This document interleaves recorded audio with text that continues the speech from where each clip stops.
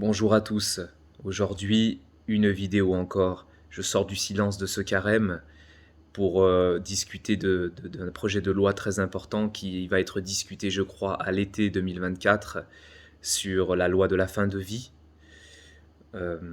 J'ai fait déjà une vidéo sur la constitutionnalisation de l'IVG, donc il était normal de faire une vidéo sur ce sujet. Je vais être clair, très concis. Pour moi et pour tout chrétien, c'est une folie, c'est évident. Il faut cependant nous montrer plein d'amour, nous en tant que chrétiens, plein de charité, et ne juger et condamner personne, parce qu'il y a dans cette vie des maladies terribles, des gens qui souffrent énormément, et je ne voudrais pas toucher un doigt, tremper un doigt dans leur souffrance, dans certaines maladies. Et je comprends ces gens qui n'en peuvent plus et qui peuvent avoir la tentation de mettre fin à leur jour, ou bien, si un jour ces lois passent, de les utiliser. Je les comprends, je prie pour eux, je les aime. Et à travers ces vidéos, je veux montrer à quel point un chrétien est plein d'amour pour son prochain. Je suis plein d'amour pour ces gens-là, je prie et je pleure pour ces gens-là, pour les agonisants, pour les gens qui n'en peuvent plus, c'est évident. J'ai moi-même connu des périodes très difficiles dans ma vie, avant ma conversion, et j'ai pensé à la fin de vie. Je l'avais raconté dans mon témoignage. Et quand on a vécu cela, on ne peut pas rester insensible.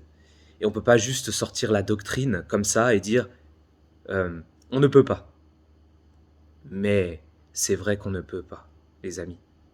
En aucun cas, on peut se donner la mort. En aucun cas, on peut promouvoir des lois qui ouvriraient la boîte de Pandore à la fin de vie. Vous imaginez les dérives que ça pourrait amener?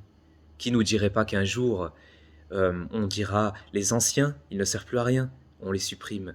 Les handicapés ne servant plus à rien, on les supprime. Les opposants politiques qui ne sont pas d'accord avec nous, on les supprime. Les gens qui ne sont pas sur la bonne voie, on les supprime. On ne sait pas jusqu'où ça peut aller tout cela. Il faut faire très attention à l'ouverture à ce genre de choses. Nos gouvernants habillent toujours les choses, pavés de bonnes intentions. Ils vont vous mettre en avant ce genre de maladie terrible pour vous dire, vous imaginez, mettons fin à leur souffrance. Alors qu'en réalité, ils utilisent ce genre de choses pour nous toucher dans nos tripes et nous avoir. Un petit peu comme le serpent qui va tenter Ève et Adam pour les faire tomber. Et oui, c'est évident, c'est toujours malin, c'est toujours très attirant, c'est toujours très embelli, c'est normal, c'est la tactique. Le démon n'arrive pas avec les dents pleines de sang et des cornes quand il vient nous voir. Il nous tente de manière bien habillée, il se déguise en ange de lumière. Rappelez-vous tout cela, nos gouvernants font la même chose, inspirés qu'ils sont par lui, par l'adversaire de Dieu. Il est clair que nous, en tant que chrétiens, nous ne devons pas arriver et bazarder la doctrine comme ça, la balancer aux yeux des gens. Pour des gens qui se sont suicidés, dire elle est en enfer, il est en enfer parce qu'il s'est suicidé. Jamais nous devons faire ce genre de choses. Jamais nous devons condamner. Nous ne sommes pas Dieu. Nous n'avons pas à faire ce genre de choses et nous devons aimer et montrer que nous aimons notre prochain. Mais attention, attention très chers amis, à ne pas faire des concessions. Des gens mal intentionnés vont toujours habiller les choses pour vous avoir. Est-ce que vous faites encore confiance à nos gouvernants? J'espère que si vous êtes sur cette chaîne, vous avez ouvert les yeux sur notre monde, sur le prince de ce monde, de ténèbres. Et oui, les Écritures nous en parlent de tout cela. C'est l'autre, le prince de ce monde. C'est comme ça, c'est lui qui est à la tête de l'esprit du monde. Et dans ce pays, révolté contre Dieu depuis 200 ans, eh bien cela continue, ça va de plus en plus loin. Et c'est normal, c'est la marchandisation de l'humain. Du début de sa conception à la fin de sa vie, c'est l'humain devenu une matière. Utile ou inutile, ce sera ça plus tard, si on ne met pas le holà à tout cela.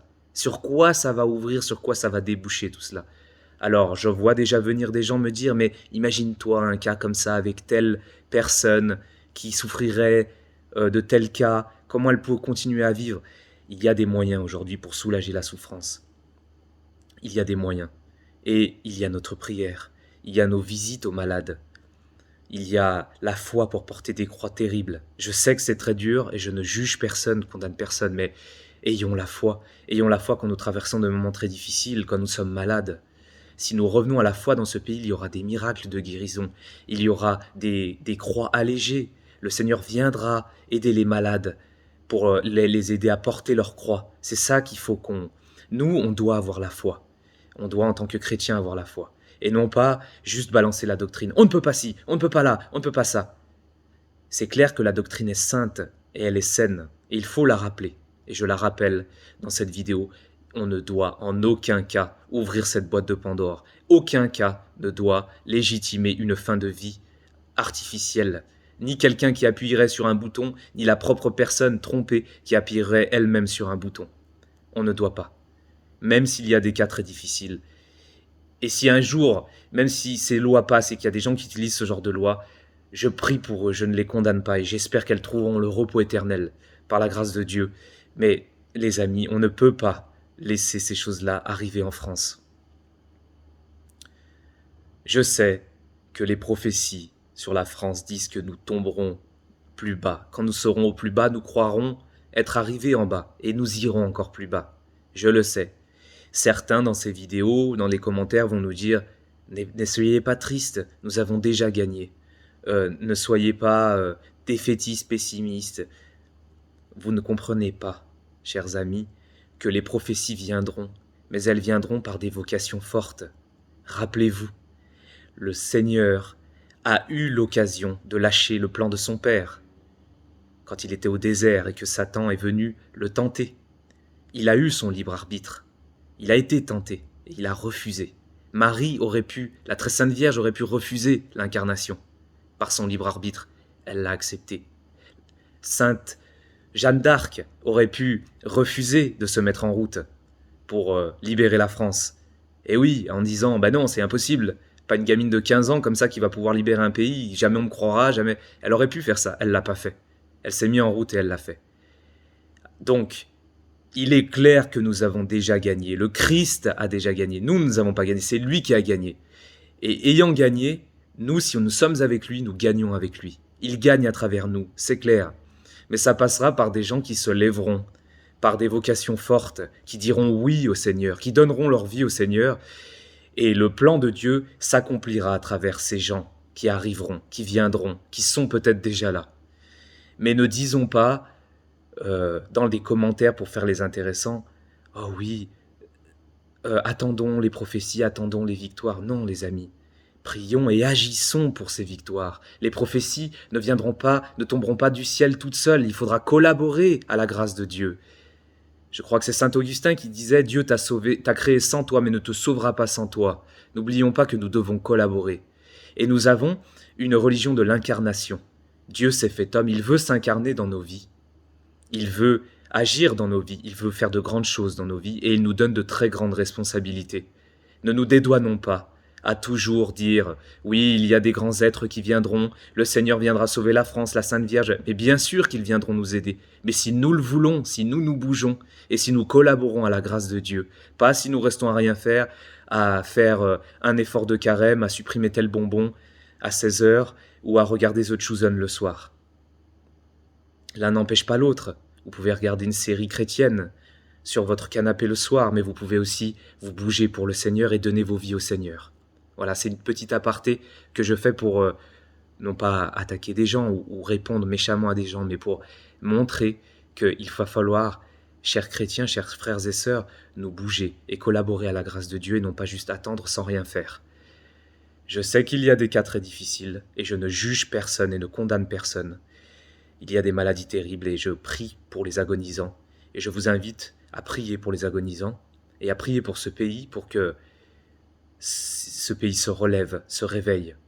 Mais voilà, ça passera par vous, ça passera par votre action, ça passera par vos paroles, ça passera par vos actes, par votre état d'esprit, par le fait que le Christ que vous voyez au-dessus de mon visage, là dans cette vidéo, sur ce portrait derrière cette icône, eh bien, vive à travers vous, comme il doit vivre à travers moi, parce que sans lui on ne peut rien. Voilà, c'est ce que je tenais à dire dans cette vidéo. Alors refusons tout cela et soyons radicaux. Je sais qu'il y a des cas terribles et je ne juge personne. Dans des cas incroyables, certains me diront l'avortement est légitime. Pour moi, Il n'y a rien qui légitimise l'avortement. Il n'y a rien qui légitimise la fin de vie. En revanche, je vous assure que j'ai le cœur brisé et je prie et je pleure quand j'entends des cas terribles. Je pleure et j'en ai le cœur brisé, vraiment. Parce que je sais ce que c'est que la souffrance et je ne voudrais pas toucher un cheveu de cette souffrance-là quand j'entends des histoires incroyables. C'est sûr que parfois quand vous me présentez certains cas comme ça d'avortement où je me dis c'est terrible Seigneur, ça ne devrait même pas exister. Mais pour autant attention, attention parce qu'on met souvent en avant ce genre de cas pour ouvrir une boîte de Pandore qui, même si je comprends ces cas et je comprends ces difficultés, il n'y a pas de perfection dans ce monde. Le paradis c'est pour l'autre monde. Je ne voudrais pas avoir à porter certaines souffrances que certains portent dans cette vie, mais prions et ayons la foi, et demandons de l'aide et du secours à notre Seigneur Jésus-Christ. C'est la seule chose qu'on peut faire. Nous sommes bien peu de choses. Collaborons à la grâce de Dieu, demandons au Seigneur de l'aide, et agissons. Voilà, prions pour ce pays. Je vous souhaite une bonne fin de carême, et prions pour ce pays. Ayons la foi, et bougeons-nous, chers amis, collaborons à la grâce de Dieu.